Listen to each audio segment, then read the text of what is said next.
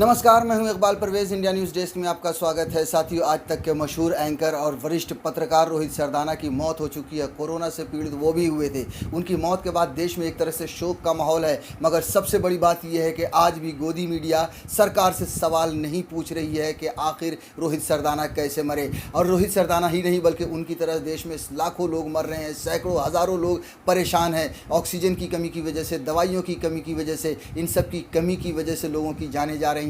मगर रोहित गोदी मीडिया शोक जता रही है और शोक की बात भी है। ये बहुत ही दुख की घड़ी है, मीडिया के लिए हो या आम आदमी के लिए। मगर गोदी मीडिया की आज सोचिए कि आज भी गोदी मीडिया सरकार से सवाल नहीं पूछ रही है। ये साथियों, अगर गोदी मीडिया ये काम करती, गोदी मीडिया ईमानदारी से अपना काम करती, तो आज रोहित सरदाना भी जिंदा होते और लाखों हज़ारों लोग भी जिंदा होते जिनकी कोरोना से मौत हो रही है। साथियों, पिछले साल कोरोना आया था, उसके बाद 1 साल के बाद कोरोना दोबारा से वापस आया तो और भयावह रूप लेकर आया और ख़तरनाक रूप लेकर आया। हालत ऐसी हो गई कि देश में लोग मर रहे हैं। अगले 2 मिनट के बाद किसके मौत की खबर आएगी कुछ पता नहीं है, लेकिन आज भी गोदी मीडिया शोक जता रहा है। जी हाँ, और शोक की बात भी है। ये दुख की घड़ी है किसी के लिए भी, किसी भी परिवार के लिए। किसी भी परिवार का कोई सदस्य मरता है तो उसके लिए बहुत ही दुख की घड़ी और मुसीबत की घड़ी होती है। लेकिन आज भी गोदी मीडिया ये सवाल नहीं पूछ रहा है सरकार से कि आखिर क्यों पिछले 1 साल के बाद भी देश में दवाई की, वैक्सीन की, ऑक्सीजन की कमी हो रही है। क्यों नहीं सरकार ने तैयारी की।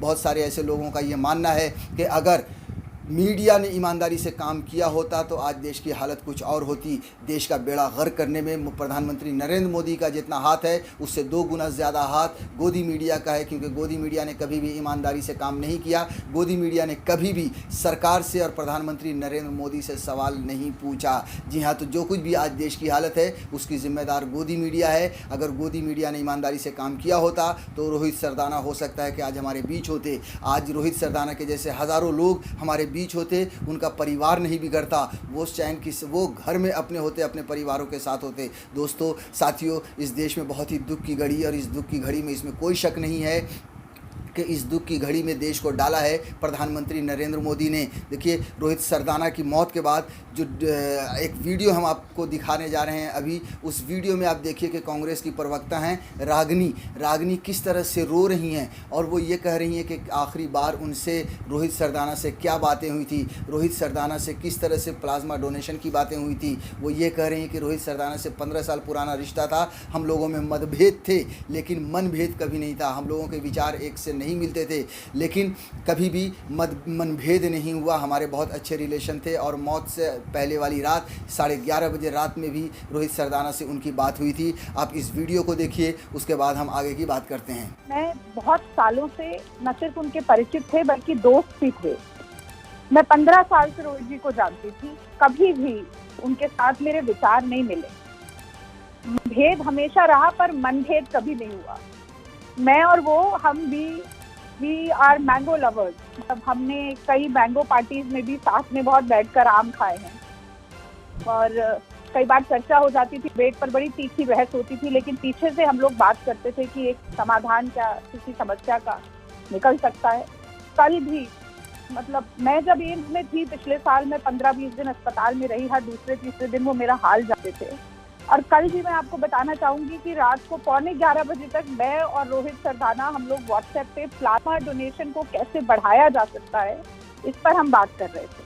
और उसी के बीच में उन्होंने बताया कि 3-4 दिन से जो बुखार आ रहा था वो कम हो गया है, लेकिन चेस्ट कंजेशन उनका बढ़ता जा रहा है। और आज सुबह ये पता चला कि उनका देहांत हो गया। सच्चा परिवार है उनका, 2 छोटी छोटी बच्चियां हैं। और आप और मैं समझ सकते हैं कि उनके परिवार को कितनी पीड़ा होगी। पर उससे भी बड़ी बात रूबिका, परहित सरित धर्म नहीं भाई। दूसरे की पीड़ा को समझना, दूसरे के हित के लिए काम करना सबसे बड़ा धर्म है।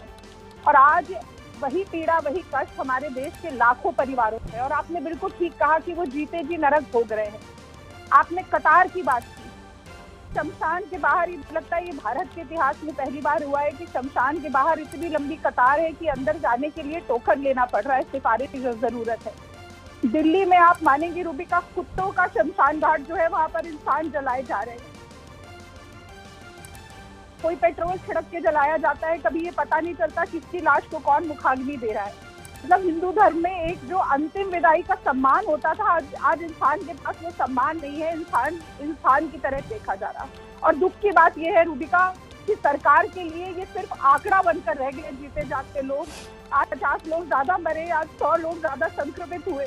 वो हर आदमी जो मर रहा है जिसे पता नहीं है कि अगले 2 मिनट बाद उसकी शायद सांस रुक जाए, वो एक जीता जाता आदमी है रूबिका। उसका परिवार का अगर कोई पिता चला जाता है, माँ चली जाती है, कोई कमाऊ पूत प्यारी बेटी चली जाती है, पूरा परिवार बिखर जाता है। और ये मतलब आप कोई सफाई देंगे, सफाई नहीं जग सफाई होगी इन लोगों की, मैं कहना चाहती हूँ। और तैयारी नहीं थी, 1 साल मिला तैयारी के लिए और सुप्रीम कोर्ट को कहना पड़ा कि वैक्सीन को लेकर, दवाई को लेकर, लॉकडाउन स्ट्रैटेजी को लेकर, ऑक्सीजन को लेकर राष्ट्रीय नीति नहीं है अपने देश में। आज जस्टिस चंद्रचूड़ कह रहे हैं कि अस्पताल में एडमिशन को लेकर हमारी राष्ट्रीय नीति नहीं है। लोकल अस्पताल कि आप आधार कार्ड लेकर आओ तब एडमिट किया जाएगा कि आप इसी क्षेत्र के हो कि नहीं हो, ये हमारे देश में हो रहा है। वैक्सीन आपने दिखाया, वैक्सीन के लिए लंबी लंबी कतारें हैं, रजिस्ट्रेशन कैंसिल हो रहा है। सीरम इंस्टीट्यूट कह रहा है कि 15 तारीख तक हम केवल केंद्र सरकार को वैक्सीन दे सकते हैं, राज्यों को देने की परिस्थिति में नहीं है। महाराष्ट्र भी वही कह रहा है, राजस्थान भी वही कह रहा है, मध्य प्रदेश भी वही कह रहा है। तो आप मीटिंग कर रहे हैं, आप हाई लेवल, जब 2.25 लाख लोग संक्रमित हो जाते हैं तो पहली हाई लेवल मीटिंग होती है, तब तक 33 चुनावी रैलियां हो चुकी होती है। मतलब मुझे तो, मैं ये कहना चाहती हूँ रूबिका, और आप चाहे तो आप कहें कि मैं राजनीति कर रही हूँ, मैं कहूंगी कि हाकिम को एक चिट्ठी लिखो सबके सब, उस पे बस इतना लिखना कि लानत है कि देश के लोग ऐसे मर रहे हैं, हम इतने लाचार हैं, असहाय हैं, कुछ कर नहीं सकते। 100 फोन आती है तो 2-3 लोगों से ज्यादा की मदद नहीं होती, जब तक खबरें दिलाओ मर जाते।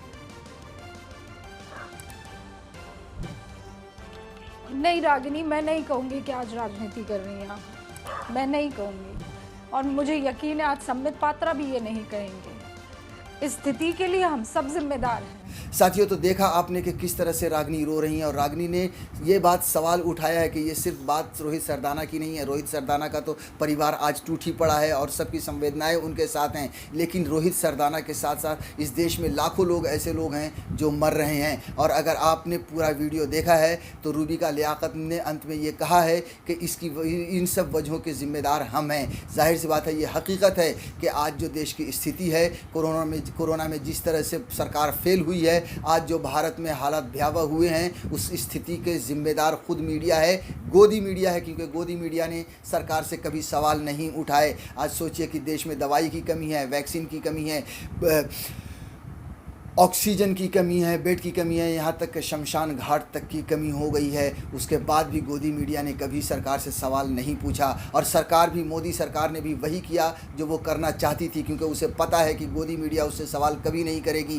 गोदी मीडिया हमेशा उसके मुद्दों को ढाकेगी, और गोदी मीडिया हिंदू मुसलमान के नाम पर भारतीय जनता पार्टी को वोट दिलाएगी। अगर गोदी मीडिया होशियार होती, अब भी ये सोचने की ज़रूरत है, ख़ासतौर से गोदी मीडिया को, कि आज रोहित सरदाना गए हैं, हज़ारों लोग जा रहे हैं, कल को हो सकता है कि वो भी जाएंगे, क्योंकि कोरोना आएगा तो उनसे उनका नाम पूछकर या उनकी जात या उनका धर्म पूछकर उनके पास नहीं आएगा। अगर हालात अच्छे होंगे देश के, तभी वो बच सकते हैं। तो गोदी मीडिया को ये ज़रूर, और ये एक शेर है राहत इंदौरी का कि लगेगी आग तो आएंगे घर की इज़्ज़त में, यहाँ पर खाली हमारा मकान थोड़ी है। यहाँ जैसा कि मैंने कहा कि रोहित सरदाना तो क्या, आप भी कभी भी जा सकते हैं। इसलिए अब भी आप होशियार हो जाइए और सरकार से सवाल पूछिए। अगर सरकार से आप सवाल पूछते तो सरकार आपसे डरती और फिर अच्छे से देश के लिए काम करती। आप सोचिए कि इस देश में नरेंद्र मोदी ने क्या किया देश के लिए।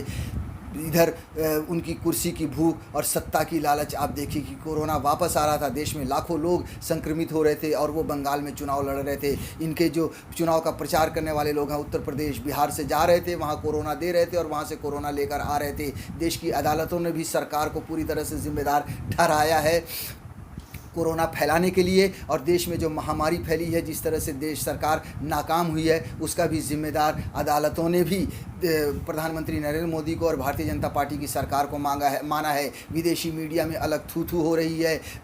वर्ल्ड हेल्थ ऑर्गेनाइजेशन के हेड ने भी कहा है कि भारत की स्थिति भयावह है, काबू से बाहर हो रहे हैं सारे हालात। पूरी तरह से पूरी दुनिया के लोगों की नज़र भारत पर है और यहाँ की जो हालत हुई है उस पर तरस खा रहे हैं। साथियों, बंगाल इलेक्शन का भी हमने आपको एग्जाम्पल दिया, उत्तर प्रदेश का इलेक्शन भी आप देखिए, और इस देश में 5 राज्यों में इलेक्शन हो रहा था जब कोरोना बढ़ रहा था, लोग जब मर रहे थे। उस बीच प्रधानमंत्री नरेंद्र मोदी सत्ता की लड़ाई लड़ रहे थे, उनका ध्यान पूरी तरह से इलेक्शन पर था, चुनाव पर था। उत्तर प्रदेश में पंचायत में चुनाव, आप सोचिए कि जिन लोगों की, जिन शिक्षकों की ड्यूटी लगी उनमें करीब 700 शिक्षकों की मौत हो चुकी है, कोरोना से पीड़ित होकर वो मरे हैं। अब वो मांग कर रहे हैं कि जो मतगणना होगी उसकी डेट को आगे कम से कम बढ़ाई जाए। आप सोचिए कि कुंभ, जी हाँ, पिछले साल आपको याद होगा कि जब कोरोना ने दस्तक दी थी देश में, तबलीगी कहीं फंसे थे, उसको किस तरह से उसके खिलाफ प्रोपेगेंडा किया गया था और कहा गया था कि इस देश में जो कोरोना फैला है वो मुसलमानों की देन है, तबलीगियों की देन है। मगर इस साल जब कोरोना भयावह रूप लेकर आया है, लोग मर रहे हैं। कुंभ में शाही स्नान की परमिशन, कुंभ में शाही स्नान जहाँ 2 दिन पहले तक होते रहे हैं, लाखों लोग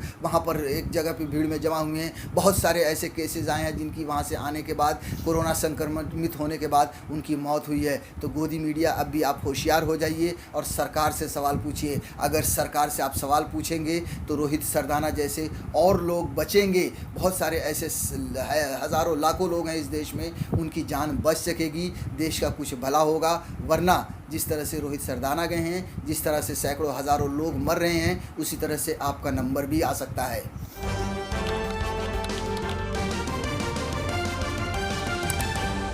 आपकी आवाज